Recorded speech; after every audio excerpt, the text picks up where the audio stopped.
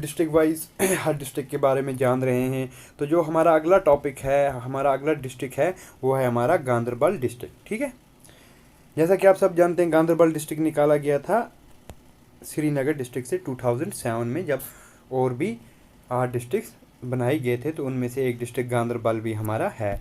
तो ये किस डिस्ट्रिक्ट से निकाला गया था? ये हमारे श्रीनगर डिस्ट्रिक्ट से निकाला गया था। ओके, तो सबसे पहले हम इसकी बाउंड्रीज देख लेते हैं। हम वापस अपने मैप पे जाते हैं, जैसा कि हम हर डिस्ट्रिक्ट का देखते हैं। गांदरबल डिस्ट्रिक्ट, ओके, ये है हमारा गांदरबल डिस्ट्रिक्ट। देखिए गांदरबल डिस्ट्रिक्ट की बाउंड्री किस किस डिस्ट्रिक्ट से मैच होती है? सबसे पहले लॉन्गेस्ट बाउंड्री ये शेयर करता है अपनी श्रीनगर डिस्ट्रिक्ट के साथ। देन ये बाउंड्री शेयर करता है हमारी अनंतनाग डिस्ट्रिक्ट के साथ यहाँ से। ओके, देन ये हमारी बाउंड्री शेयर करता है थोड़ी सी एज पे बारामूला डिस्ट्रिक्ट के साथ। और सबसे लॉन्गेस्ट, सॉरी श्रीनगर सबसे लॉन्गेस्ट नहीं थी, सबसे लॉन्गेस्ट बाउंड्री ये शेयर करता है हमारी बांडीपुरा डिस्ट्रिक्ट के साथ। और यहाँ से ये लद्दाख यूटी के साथ, यानी कि यहाँ से लद्दाख यूटी का क्या आता है? सबसे पहले करगिल डिस्ट्रिक्ट। ठीक है, तो ये इसकी बाउंड्रीज के बारे में था। तो नेक्स्ट हम देखते हैं हमारी जो आज की क्लास का मेन टॉपिक्स है गांदरबल डिस्ट्रिक्ट। ओके, चलिए। तो जैसे कि मैंने आपको अभी बोला 2007 में ये डिस्ट्रिक्ट बना, लेटेस्ट डिस्ट्रिक्ट है JNK में। किस डिस्ट्रिक्ट से निकाला गया? ये श्रीनगर डिस्ट्रिक्ट से निकाला गया। ठीक है, तो अब बात आती है इसके नाम की कि इसका नाम कहाँ से पड़ा। तो इसका नाम जो पड़ा वो एक फेमस स्प्रिंग है गांदरबल में, उसको क्या बोलते हैं? गांदर भावन। क्या बोलते हैं? गांदर भावन। गांदर भावन जो एक स्प्रिंग है, उसी से इसका नाम पड़ा है। पहले इसका नाम क्या था? अगर आपको पूछते हैं कि ओल्डेस्ट नेम ऑफ गांदरबल क्या था, तो ओल्डेस्ट नेम ऑफ गांदरबल गांदर भावन था। तो ये वक्त के साथ साथ आगे आता गया और ये गांदर भावन से गांदर बल बन गया। क्या बन गया? गांदर बल। ओके, और एंशिएंट टाइम में, जो एंशिएंट टाइम था, उस टाइम पे गांदरबल सिंध वैली के नाम से भी मशहूर था। किस वैली के नाम से? सिंध वैली के नाम से। क्यों सिंध वैली के नाम से मशहूर था? उसकी वजह ये थी कि जो राइवर सिंध है वो कहाँ से बहता है? गांदरबल के बीचों बीच से बहता है। राइवर सिंध जो है वो गांदरबल के बीचों बीच से बहता है। और ये राइवर सिंध फिर कहाँ आके मिलता है? ये राइवर झेलम से मीटअप होता है, यानी राइवर झेलम की ये क्या है? ट्रिब्यूटरी है, लेफ्ट साइड ट्रिब्यूटरी है। क्या है ये? लेफ्ट साइड ट्रिब्यूटरी है किसकी? राइवर झेलम की। ओके, आपको पता चल गया गांदर भावन इसका नाम, जो गांदर भावन से इसका नाम गांदरबल पड़ा। और उसके एंशिएंट टाइम पे इसको सिंध वैली कहते थे। सिंध वैली क्यों कहते थे? सिंध राइवर की वजह से कहते थे। ठीक है, Ganderbal also acted as a gateway of central Asian ancient time. अभी आप बोलेंगे लास्ट क्लास में हमने पढ़ा था, क्या पढ़ा था? बांडीपुरा। बांडीपुरा क्या था? Gateway of central Asia. इसी तरह गांदरबल ने भी को भी बोला जाता था ये gateway of central Asia था। क्यों था? आपको मैं मैप पे लेके जाता हूँ दोबारा से, आपको समझ आएगी। देखिए ये हमारा था बांडीपुरा डिस्ट्रिक्ट और ये हमारा है गांदरबल डिस्ट्रिक्ट। ऑलमोस्ट ये सेम है। ठीक है, तो ये पूरा एरिया उस टाइम पे सेम ही होता था। ठीक है, तो इसीलिए इसको क्या कहा जाता है? ये भी क्या है? Gateway of central Asia है। इसी वजह से बोथ, अगर आपको वहाँ पे क्वेश्चन आता है कि इनमें से कौन सा डिस्ट्रिक्ट को बोला जाता है gateway of central Asia, तो अगर वहाँ पे ऑप्शन होता है आपको बांडीपुरा, गांदरबल नहीं होता है, तो ओबियसली आप बांडीपुरा के साथ जाएंगे। और अगर वहाँ पे गांदरबल होता है, बांडीपुरा ऑप्शन में नहीं होता, तो किसके साथ जाएंगे आप? गांदरबल। मीनवाइल अगर वहाँ पे बांडीपुरा भी होता है, गांदरबल भी होता है ना, देन हमारा 2 डिस्ट्रिक्ट मान लीजिए बारामूला होता है और बडगाम होता है। तो इस सिचुएशन में आप करेंगे, मान लीजिए all of both A and B नहीं होता है, बोथ ए एंड बी नहीं। अगर बोथ ए एंड बी है तो वो आंसर करेक्ट। अगर बोथ ए एंड बी नहीं है तो वहाँ आप किसके साथ जाएंगे? वहाँ आप बांडीपुरा के साथ जाएंगे। उसकी वजह क्या है? क्योंकि बांडीपुरा ऊपर आता है, यानी कि नॉर्थ में आता है, सेंट्रल एशिया के ज़्यादा करीब आता है। तो उस सिचुएशन में आप बांडीपुरा के साथ जाएंगे। ये कुछ मतलब ट्रिकी क्वेश्चन JK SSB अक्सर पूछता है, तो यहाँ पे आप ध्यान रखिएगा। अगर बोथ ए एंड बी आएंगे, यानी बोथ गांदरबल एंड बांडीपुरा आएंगे, तो वो आंसर करेक्ट है। अगर वहाँ बांडीपुरा और गांदरबल भी होगा और लेकिन बोथ का ऑप्शन नहीं होगा बोथ एंड भी, तो देन आपको बांडीपुरा के साथ जाना है। और अगर बांडीपुरा ऑप्शन में होता ही नहीं है, सिर्फ गांदरबल होता है, तो आपको गांदरबल के साथ जाना है। तो चलिए हम देख लेते हैं गांदरबल के बारे में आगे। ठीक है, तो ये मैंने आपको बोला अभी ये point, gateway of central Asia. अब देखिए जो इस्लामिक इन्फ्लुएंस था कश्मीर में, इस्लामिक जो हुकूमत आई, इस्लाम का साया पड़ा कश्मीर पे, वो थ्रू सिंध वैली ही आया, यानी गांदरबल से ही होते हुए आया। अब देखिए कैसे, जो रिंचन था, रिंचन जो कश्मीर का पहला मुस्लिम रूलर था। कौन था रिंचन? कश्मीर का पहला मुस्लिम रूलर था। कौन था? रिंचन। ठीक है, इसने जब कश्मीर पे कब्ज़ा किया था 14th सेंचुरी में, तो इसने इस्लाम, ये उस टाइम पे तो मुस्लिम नहीं था, लेकिन जब ये कश्मीर आया, बुलबुल शाह से इसकी मुलाकात हुई, तो इसने फिर इस्लाम एक्सेप्ट किया और ये कश्मीर का पहला मुस्लिम रूलर बना।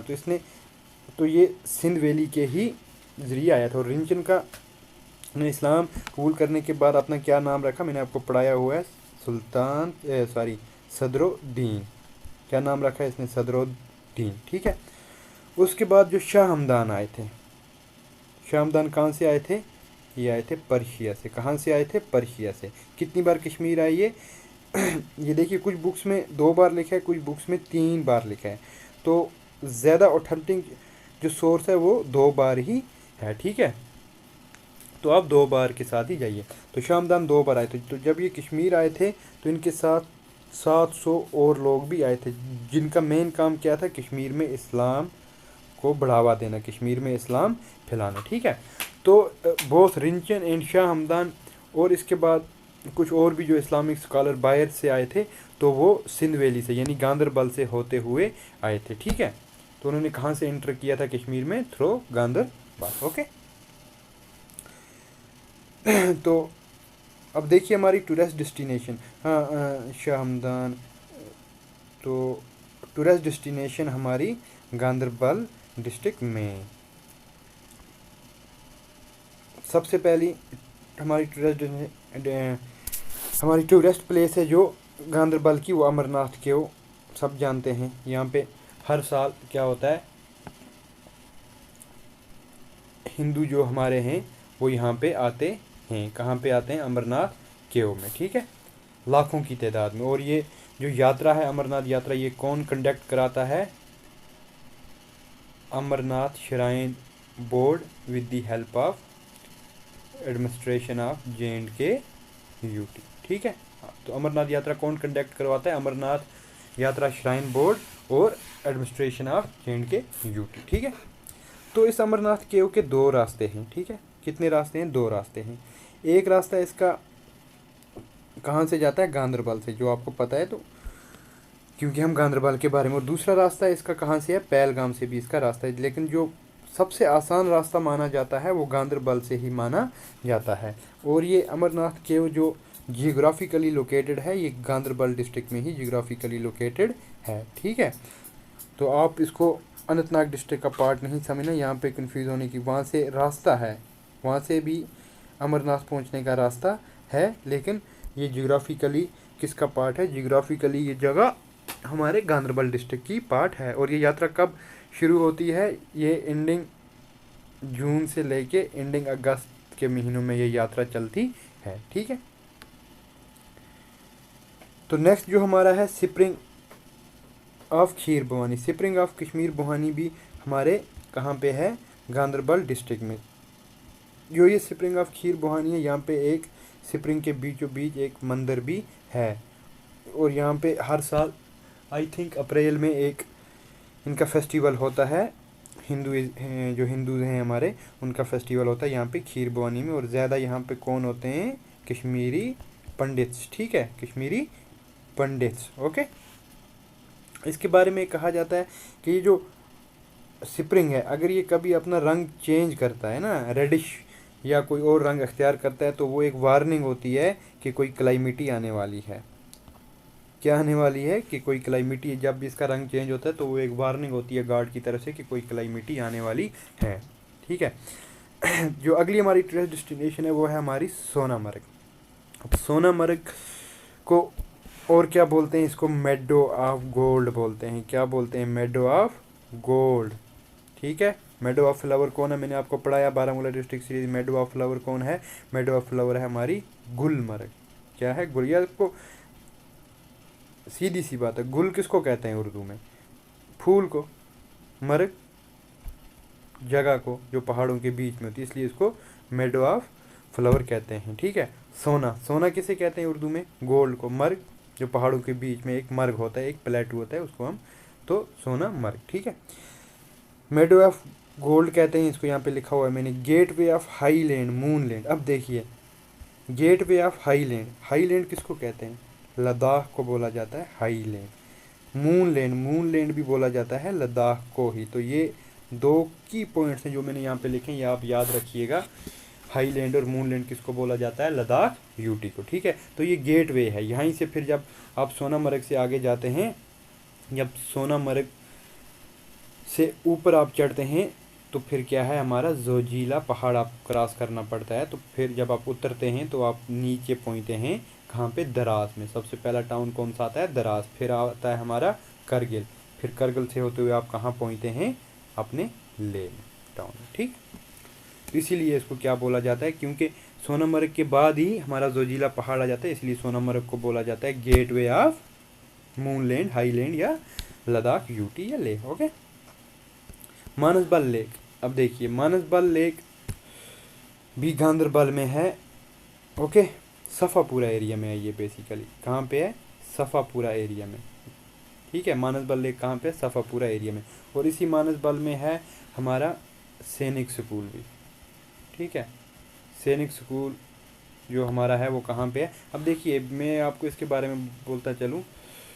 बेसिकली जो हमारा सेंट्रल गवर्नमेंट का सैनिक स्कूल है, सेंट्रल गवर्नमेंट का जो सैनिक स्कूल है वो नगरोटा जम्मू में है। कहाँ पे है, नगरोटा जम्मू में।